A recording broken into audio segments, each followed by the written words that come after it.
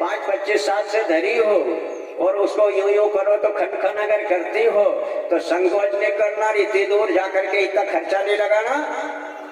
गोंदा गांव गंगेश्वरी त्रिवेणी संगम में जाना और वो झाड़ी को खोल करके और उसमें जो भी जल मिले, सूखी नहीं रहती है गंगा झाड़ी, कुछ न कुछ उसमें मिलता ही है, रेत तो गंगा की मिलेगी ही सरी।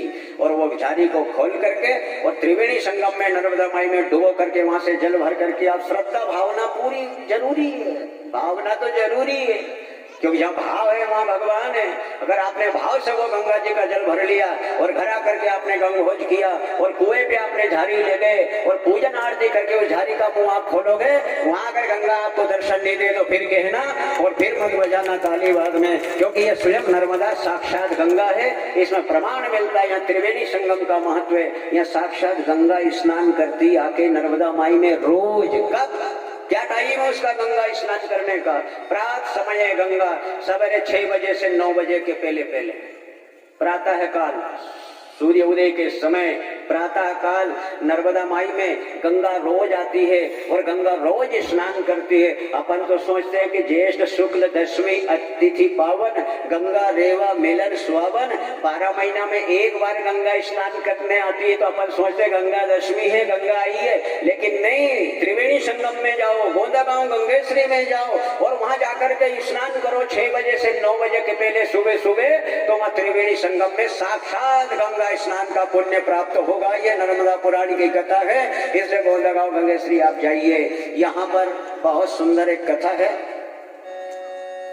एक राजा था देवानिक नाम का, और वो राजा काशीपुरी का रहने वाला था। और वो काशीपुरी का राजा संयोग से हिमालय पहाड़ में पर्वत पे जाकर के और उसने यज्ञ किया।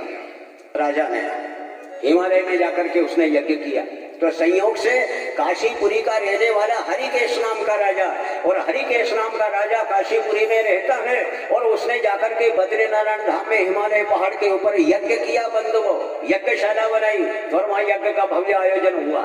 यज्ञ करने का बहुत बड़ा महत्व है। अन्नात् भवन्ति भूतानि पर्जन्य धन संभवा, यज्ञात् भवन्ति पर्जन्यः यज्ञ कर्म समोद्भवा। यज्ञ करने से देवता संतुष्ट होते हैं, वायुमंडल शुद्ध होता है, राजा इंद्र प्रसन्न होता है, इंद्र बरसात अच्छी करता है, तो पेड़ पौधे अच्छे होते हैं, हरियाली होती है, फसल अच्छी पैदा होती है, अन्न उपजता है, अन्न उपजता है तो प्रजा का पालन सही साथ होता है। इसलिए बंधुओं, भगवान की इच्छा से गोंदा गांव गंगेश्वरी का प्रसंग है। काशीपुरी का रहने वाला एक राजा हरिकेश उसका नाम था, बद्रीनारायण में जाके यज्ञ मंडप बनाया और यज्ञशाला प्रारंभ कर दी। हवन अग्नि प्रज्वलित हो गई और हवन प्रारंभ हो गया और देव योग से आग लग गई उसकी यज्ञशाला में। कभी कभी ऐसा हो जाता है परमात्मा की इच्छा से। वैसे यज्ञ की अग्नि, मशान की अग्नि,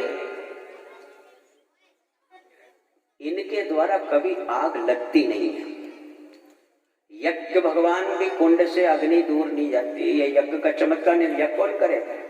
कितनी हवा चलो, कितना ही आंधी आए, कितना ही तूफान आए, लेकिन यज्ञ भगवान की अग्नि इधर उधर नहीं जाती, वो यज्ञ कुंड में ही रहती है। और मशान की अग्नि, मशान की अग्नि से भी कभी नुकसान नहीं होता, क्योंकि मशान की अग्नि तो सब वैसे ही संतुष्ट रहती है, उसको रोज मिलती नई नई चीजें, वो काय को संसार को जलाने जाए। ये खतरा तो चूल्हे की अग्नि से होता है। अच्छा, मशान घाट की अग्नि से कोई आग नहीं लगती, यज्ञ की अग्नि से आग नहीं लगती।